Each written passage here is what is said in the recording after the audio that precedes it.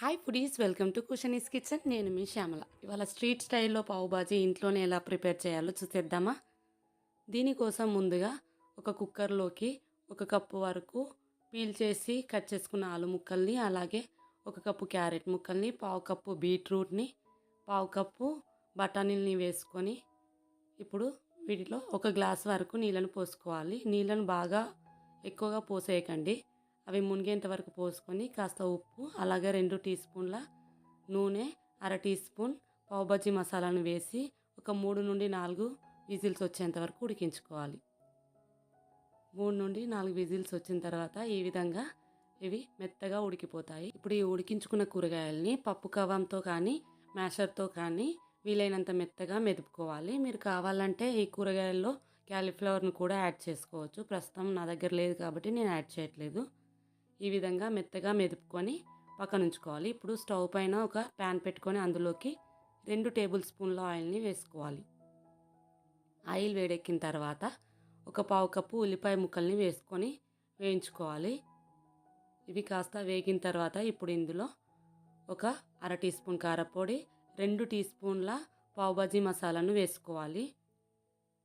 అలాగే అర tea spoon అల్లం వెల్లుల్లి ముద్ద, కొద్దిగా కసూరి మేతిని ఈ విధంగా చేత్తో మెదిపి వేసుకోవాలి. కసూరి మేతి వేయడం వల్ల టేస్ట్ అనేది చాలా ఎన్హాన్స్ అవుతుంది. అలాగే ఇప్పుడు ఇందులో కొద్దిగా కొత్తిమీరను వేసుకొని ఒకసారి బాగా కలుపుకోవాలి. మీరు ఇందులో ధనియాల పొడి కానీ జీలకర్ర పొడి కానీ ఏవి వేయాల్సిన అవసరం లేదండి.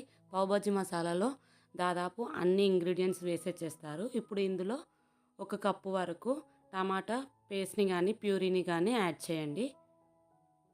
ఇలా యాడ్ చేసుకొని ఒకసారి బాగా కలుపుకొని టమాటా ముక్కలు సాఫ్ట్ అయిపోయి పూర్తిగా మగ్గేంత వరకు మూత పెట్టి ఒక 2 నిమిషాల పాటు ఆయిల్ పైకి తేలేంత వరకు ఉడికించుకోవాలి. మీరు అవసరం అనుకుంటే మీ స్పైసీనెస్ని తగ్గట్టే పావుబాజీ మసాలా వాడుకోండి. మీరు తక్కువ తినేది ఉంటే తక్కువ, కాస్త ఎక్కువ తినేది ఉంటే 3 టీ స్పూన్లు వేసుకోవచ్చు. ఇప్పుడు మనం ముందుగా మెది పెట్టుకున్న కూరగాయల మిశ్రమాన్ని ఇందులో వేసుకొని కలుపుకోవాలి. ఈ విధంగా అంతా కలిసే విధంగా కలుపుకున్న తర్వాత రుచికి తగినంత ఉప్పును యాడ్ చేసుకోవాలి. యాడ్ చేసుకొని ఒకసారి కలుపుకొని కాస్త ఉడికింది అనుకున్న తర్వాత ఇప్పుడు ఇందులో మనం కొద్దిగా వాటర్ని యాడ్ చేసుకోవాలి. బాగా పల్చగా కాకుండా అలాగే చిక్కగా కాకుండా కన్సిస్టెన్సీ అనేది వీడియోలో చూపిన విధంగా ఉండాలి. ఈ మిశ్రమాన్ని ఒక 5 నిమిషాల పాటు లో ఫ్లేమ్లో ఉడికించుకోవాలి.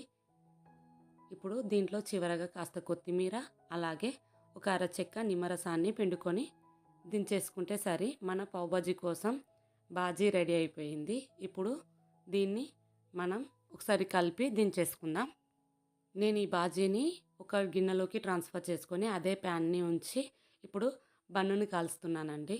మనము ఈ విధంగా స్క్వేర్ షేప్లో ఉండే పావులను మధ్యలోకి కట్ చేసి తీసుకోవాలి.